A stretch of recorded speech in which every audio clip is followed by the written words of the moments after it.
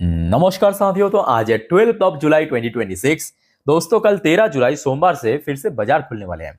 और अभी सिचुएशन कैसा है पता है, हर एक पल कुछ नया नया सुनने को मिल रहा है। जैसे कि जब मैं आज शाम स्ट्राइक कर दिया, अभी सिचुएशन थोड़ा सा डिफरेंट हो चुका है। खैर, अब देखिए सब कुछ सही रहा तो मार्केट में भी कल उतना ज्यादा गैप डाउन तो नहीं होगा, but kind of flat opening होने का मोस्टली चांस है। खैर, बहुत सारे अपडेट है दोस्तों, एक एक करके शेयर करता हूँ। रिक्वेस्ट करूंगा आप सभी को, प्लीज वीडियो को बिना स्किप के पूरा अंत तक जरूर देखिएगा, और खास करके आखिरी जो 3-4 मिनट पे मार्केट को एनालिसिस करेंगे, रेजिस्टेंस सपोर्ट कहां पे है डिफाइन करेंगे, मिस मत करना उस पार्ट को, ठीक है। आइए सबसे पहले चेकआउट करते हैं कि आज हमारे मार्केट एनालिस्ट दोस्त ने क्या कहा। देखिए आज इस टॉपिक को कवर किया LKP सिक्योरिटीज की तरफ से एक एनालिस्ट ने। अच्छा, अब इन्होंने बेसिकली एक रेंज मेंशन किया है। रेंज मेंशन किया ऊपर की तरफ इमीडिएट रेजिस्टेंस देखिए 24,500 को, और नीचे की तरफ एक स्ट्रॉन्ग सपोर्ट मेंशन किया, क्योंकि लास्ट डे 24,200 प्लस में क्लोजिंग हुआ था, तो जिस वजह से 24,000 को as a support point mention किया। तो ऐसे दोस्तों क्या लगता है आपको, मतलब अभी जिस प्रकार की सिचुएशन है, कल मार्केट की हाव भाव कैसा हो सकता है आपके अकॉर्डिंग, कमेंट करके बताइए। बट मेरे हिसाब से देखिए, अगर सब कुछ ऐसा ही रहा जैसा अभी है, तो थोड़ा सा नीचे ओपनिंग उतना मैटर नहीं करते, बहुत नीचे ना हो तो बढ़िया। अच्छा, नेक्स्ट देखिए सेम टॉपिक को कवर किया मनी कंट्रोल की तरफ से दूसरे एक और एनालिस्ट ने अपना एक विचार रखा बाजार के बारे में, technical view. Follow up buying boost hope of Nifty 50 moving toward 24,500 next week. खैर, काफी ऑप्टिमिस्टिक लग रहा है एनालिस्ट द्वारा। लास्ट डे हमने देखा था वॉलेटाइल इंडेक्स में भी गिरावट हुआ था। बैंक निफ्टी के लिए टारगेट रखा 58,700। लेट्स सी कहां तक पहुंचते हैं। अच्छा, नीचे देखिए कुछ रेंज भी मेंशन किया, जैसे कि ऊपर की तरफ जो इंपॉर्टेंट हडल है, मतलब रेजिस्टेंस 24,400, इसको अगर सक्सेसफुली क्रॉस कर लिया नेक्स्ट वीक में 24,500 से लेकर 600 तक जा सकता है। लोअर साइड में हुबहू सेम लेवल को ही सपोर्ट के रूप में कहा, वो है 24,000 की लेवल। खैर, इस टॉपिक को दोस्तों हम इस वीडियो की आखिरी 3-4 मिनट पे चर्चा करेंगे डिटेल में। अब चलिए इंपॉर्टेंट कुछ जानकारी आपके साथ मैं शेयर करूंगा, थोड़ा पेशेंसफुली देखिए, सुनिए, समझते जाइए। सबसे पहली बात, शुक्रवार मार्केट क्लोज होने के बाद भारत की एक बहुत इंपॉर्टेंट इकोनॉमिकल डेटा आउट हुआ था, यानी विदेशी मुद्रा भंडार फॉरेक्स रिजर्व की डेटा, जो बैक टू बैक 2-3 हफ्ता ड्रॉप होने के बाद फाइनली लास्ट वीक में $7.26 बिलियन की इंक्रीज हमें देखने को मिला। और इंक्रीज होने के साथ साथ भारत के पास जो अभी फॉरेक्स रिजर्व है $674.19 बिलियन। चलो बहुत बढ़िया। अच्छा, एक और बात दोस्तों याद रखना, मैं आपको पहली वीडियो में तो बताया था, फिर भी जिन्होंने नहीं देखा एक बार जान लीजिए। कल यानी 13 तारीख भारत की CPI इन्फ्लेशन डेटा आउट होगा, ठीक है। तो कल ये data very very important, may be 4 बजे के आसपास, मतलब मार्केट क्लोज होने के बाद ही आउट होगा, तो आते ही मैं आपको जरूर इन्फॉर्म कर दूंगा। अच्छा, फिर देखिए एक मार्केट चार्टिस्ट मतलब जो चार्ट पैटर्न को एनालिसिस कर सकते हैं, उनको कहते हैं चार्टिस्ट। सो चार्टिस्ट ने कहा कि chances of Nifty 50 reclaiming April high मतलब 24,600। तो चार्टिस्ट भी काफी ऑप्टिमिस्टिक लग रहा है कि अगले हफ्ते निफ्टी 50 अप्रैल की जो हाई है उसको रिक्लेम कर सकता है। खैर, अच्छा नेक्स्ट देखिए बाजार के लिए बेस्ट पार्ट क्या पता है, बहुत सारे जियोपॉलिटिकल टेंशन तो अभी भी है, शायद आगे भी होगा, बट ये जो महीना चल रहा है मतलब जुलाई, इसमें ऑलरेडी 15,157 करोड़ इनफ्लो में देखने को मिल गया FPIs द्वारा, फॉरेन पोर्टफोलियो इन्वेस्टर्स द्वारा। ये बेस्ट पार्ट है क्योंकि बैक टू बैक 4 महीनों से, मतलब वो जो मार्च में लगातार सेल ऑफ होना शुरू हुआ था, मार्च में तो खैर बहुत ही बेचा था। मार्च में अगर आप देखेंगे FS ने 1,17,000 करोड़ बेच के निकल गया। अप्रैल में भी बेचा था, अप्रैल में भले मार्केट रिकवर किया था बट बेचा था बहुत, 60,847 करोड़। मई पे थोड़ा बहुत वॉलेटाइल मार्केट था, 32,963 करोड़, फिर भी बेचा था। जून मतलब लास्ट मंथ पे भी हमने देखा था मार्केट थोड़ा वॉलेटाइल था, रिएक्ट कर रहा था बार बार जियोपॉलिटिकल टेंशन पे, 49,340 करोड़ स्टिल बेचा था। बट अभी देखिए आज है 12 तारीख, जितने भी ट्रेडिंग सेशन कंप्लीट हुआ है जुलाई की, ऑलरेडी 15,000 करोड़ के ऊपर खरीद लिया। ये मैं कहूंगा मार्केट के लिए थोड़ा सा कह सकते हो कि राहत वाली बात है, भरोसा देगा मार्केट को।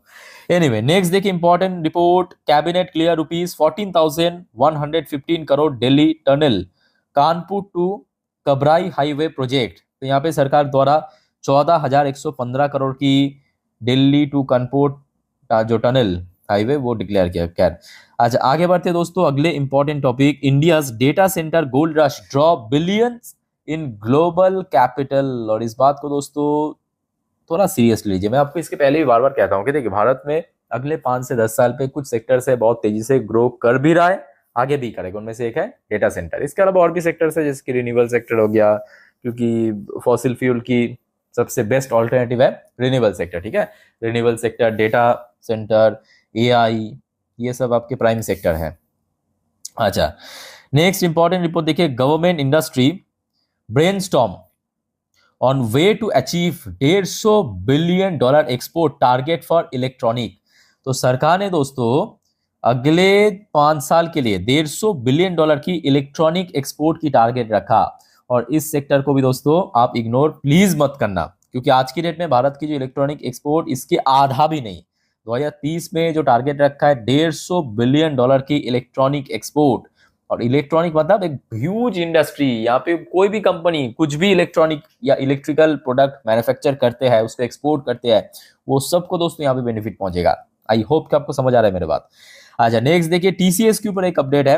अभी अभी टीसीएस ने डिसाइड किया कि देखिए हम एआई डेवलप तो नहीं कर पा रहे हैं, बट एआई जानते हैं ऐसे लोग को हम हायर कर सकते हैं। तो टीसीएस ने लगाया दिमाग, कह रहा है कि plan up to 8,900 AI development engineer seek AI acquisition. ठीक है, तो कंपनी ने डिसाइड किया लगभग 8,900 एआई जो डेवलपमेंट इंजीनियर्स को हम हायर करेंगे। चलो बहुत बढ़िया, आगे देखते हैं कब तक सक्सेसफुल होता है। अच्छा नेक्स्ट रिपोर्ट देखिए, डिफेंस के ऊपर, centre to allow private firm to manufacture missile Astra mark 2 likely first. Huge centre ने देख रहा है कि भाई डिमांड तो बढ़ रहा है, अब सरकारी कंपनी, सरकारी लोग बहुत धीमी गति से चलते हैं, तो क्यों ना हम इसको प्राइवेट फर्म्स को दे दिए। मतलब सरकार भी मतलब जो सरकारी कंपनी है वो भी मैन्युफैक्चर करेगा, ऐसा नहीं कि वो नहीं करेगा, डोंट वरी, वो भी करेगा। और उसके साथ साथ ये जो मिसाइल्स है ये प्राइवेट फर्म भी मैन्युफैक्चर करेगा। और शायद सबसे पहले अस्त्रा मार्क 2 इसको प्राइवेट फर्म के हाथ में सौंप दिया जा सकता है। ठीक है, तो प्राइवेट डिफेंस कंपनी मतलब सोलर इंडस्ट्री, डेटा पैटर्न्स, पारस, जितने भी आपको याद आ रहा है। ठीक है, अच्छा नेक्स्ट देखिए, एक और इंपॉर्टेंट रिपोर्ट भारत और कनाडा के बीच। भारत और Canada conclude third round of talk on proposed trade pact. तो शायद दोस्तों देखिए ऑलरेडी बहुत सारे देशों के साथ भारत की फ्री ट्रेड एग्रीमेंट साइन हो चुका है, ये तो आपको पता ही होगा, बट कनाडा के साथ शायद हो सकता है। क्योंकि देखिए 2022-23 में आपको पता होगा जब जस्टिन ट्रूडो की सरकार था कनाडा में, तब भारत और कनाडा की रिलेशन बहुत खराब पड़ गया था, एकदम निचले स्तर में पहुंच गया था। अभी वहां पे सत्ता परिवर्तन हुआ, पहले जैसा मतलब सिचुएशन नहीं रहा, रिलेशन पहले से बेटर हो रहा है। तो शायद यहाँ पे अगर एफटीए साइन हो गया, एक और मैं कहूँगा बड़ी मतलब जो यूएस टैरिफ की ऑल्टरनेट जो हम लोग कर रहे हैं उसमें एक और सक्सेसफुल हो जाएगा। ठीक है, चलो आगे बढ़ते तो नेक्स्ट देखिए, ये सब अपडेट तो ऑलरेडी आपको मैं पिछले दिन दे चुका हूँ, सिर्फ एक बार टच करके निकल जाऊंगा। ठीक है, डॉ जोन्स लास्ट डे क्लोजिंग था 0.29% ऊपर आके, नैस्डैक की क्लोजिंग पोजीशन भी लगभग उतना ही था 0.29% ऊपर। बट कल सुबह दोस्तों सबसे वाइटल क्या पता है, क्रूड ऑयल किस लेवल पे ओपन हो रहा है, ये इंपॉर्टेंट है सबसे ज्यादा। क्रूड ऑयल लास्ट डे कहीं पर भी क्लोजिंग दिया, क्योंकि इस बीच में पिछले 48 घंटों में बहुत सारे इंसिडेंट हुआ है। तो अगर क्रूड ऑयल ठीक ठाक स्टेबल पोजीशन पे रहा, मार्केट में गिरावट होने का चांस बहुत कम है, याद रखना। ठीक है, अच्छा क्रूड ऑयल, गोल्ड की प्राइस भी खैर ठीक है, लास्ट नाइट पे ऐसा कुछ बहुत बड़ा चेंजेस नहीं हुआ, सिल्वर भी कोई चेंजेस नहीं हुआ। इंडियन करेंसी की वैल्यूएशन भी काफी स्टेबल है, देखना होगा कि कल किस लेवल पे ओपन हो रहा है। अच्छा कुछ इंडियन कंपनी की एडीआर वर्जन में पोजीशन देख लीजिए, जैसे कि Wipro ADR version 1% last night को ऊपर आके क्लोजिंग दिया।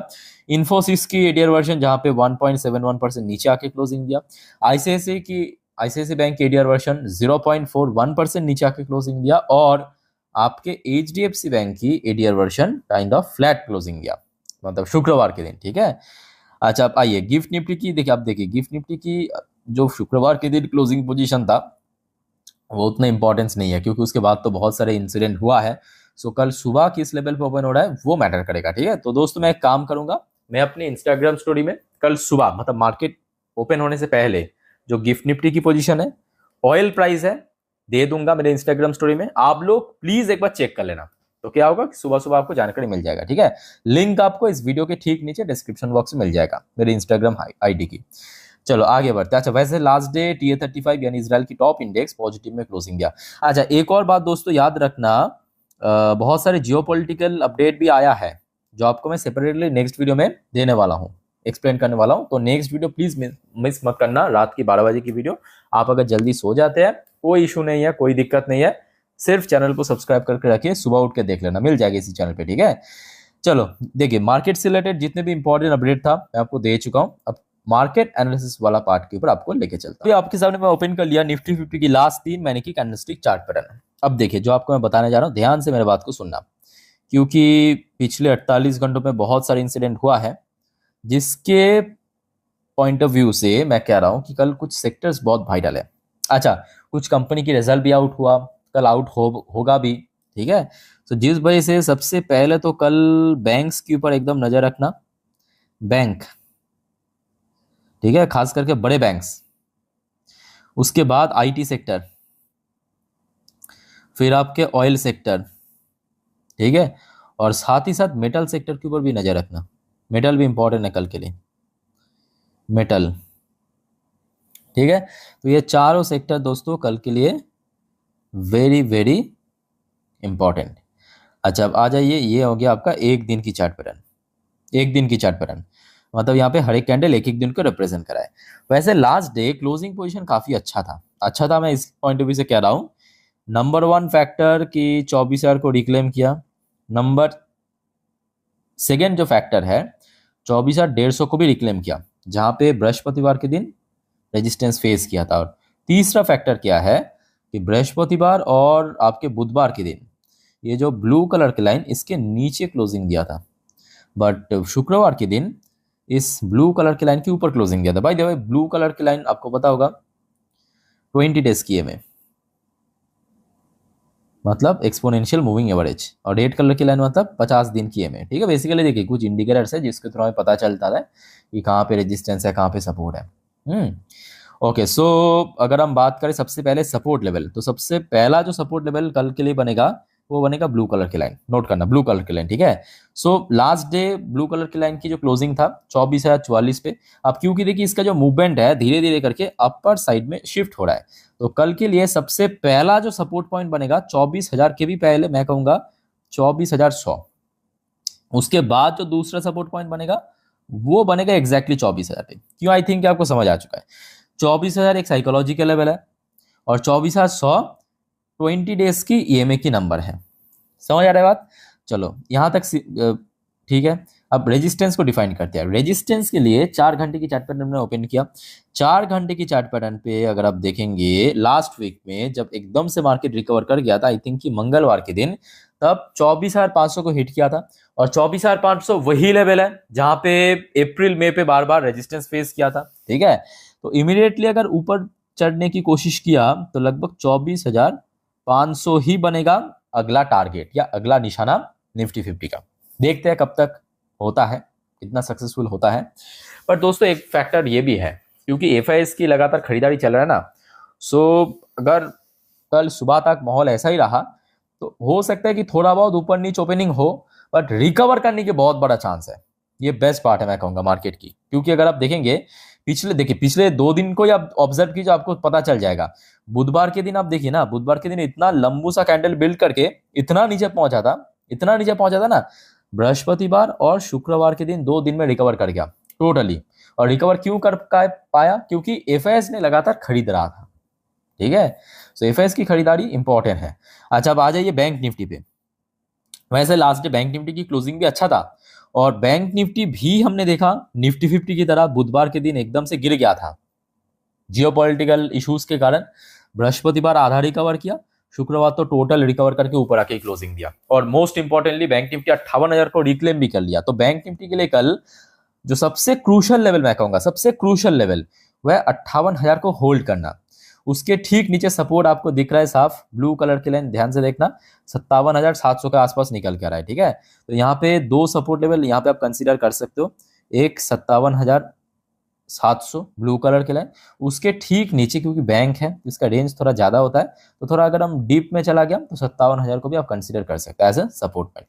अपर साइड में रेजिस्टेंस की बात करें तो लास्ट वीक पे ही हमने देखा था मंगलवार के दिन और सोमवार के दिन जहां पे बार बार हडल फेस किया था, यानी अप्रॉक्स 58,700, यही बनेगा अगला निशाना बैंक निफ्टी के लिए। ठीक है, सो दोस्तों मैं आपको निफ्टी 50 बैंक निफ्टी एकदम डिटेल में समझा दिया, जितना अच्छे से समझा सकता हूँ। बाकी कोई आपका कंफ्यूजन या डाउट्स है कमेंट करके पूछिए। और दोस्तों जो आपको मैं बार बार कहता हूँ, याद रखना मार्केट काफ़ी रिस्की है, वोलेटाइल है, सो गलती से भी एफएनओ ट्रेडिंग ये सब चक्कर में प्लीज़ मत पड़ना। नॉर्मली आप वीडियो देखिए, सीखिए, जानिए। कोई दिक्कत है, इश्यूज़ है, कमेंट करके प्लीज़ बताइए और चैनल को सब्सक्राइब करना मत भूलना। ओके, सो मिलते हैं नेक्स्ट वीडियो में। टेक केयर, बाय बाय, जय हिंद।